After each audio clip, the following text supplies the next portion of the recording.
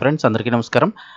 Friends, పాకిస్తాన్తో జాగ్రత్త అంటూ ట్రంప్కి ఇంటెలిజెన్స్ హెచ్చరిక జారీ చేసింది. పాకిస్తాన్ దాన్ని కూడా తయారు చేయబోతోందని. సో దానికి సంబంధించి కంప్లీట్ డీటెయిల్స్ తెలుసుకుందాం. వీడియో పూర్తిగా చూడండి, అలాగే తప్పకుండా లైక్ చేయండి. మరిన్ని అప్డేట్స్ కోసం ఛానల్ని సబ్స్క్రైబ్ చేసుకోండి.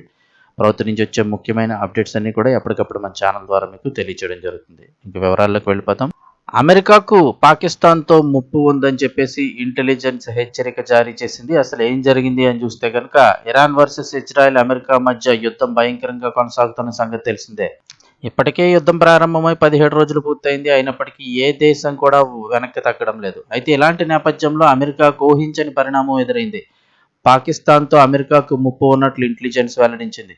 అమెరికాకు చేరే రేంజ్కి అణు సామర్థ్యం కలిగిన మిసైల్స్ తయారీకి పాకిస్తాన్ కృషి చేస్తోందని US director of national intelligence Tulsi Gabbard సంచలన ప్రకటన చేశారు. ఇక పాకిస్తాన్తో పాటు ఇరాన్, ఉత్తర కొరియా, రష్యా కూడా యాక్టివ్గా మిసైల్స్ వ్యవస్థపై పరిశోధనలు చేస్తున్నాయని వివరించారు. ఈ దేశాలతో అమెరికాకు ముప్పు ఉందంటూ వార్నింగ్ ఇచ్చారు తులసి.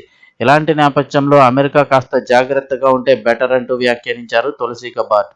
ఇదిలా ఉండగా అటు రష్యా, చైనాలతో ఉత్తర కొరియా తన భాగస్వామ్యాన్ని బలోపేతం చేసుకుంటుందని తెలిపారు. దీంతో తులసి గబ్బార్డ్ చేసిన వ్యాఖ్యలు ఇప్పుడు వైరల్గా మారాయి.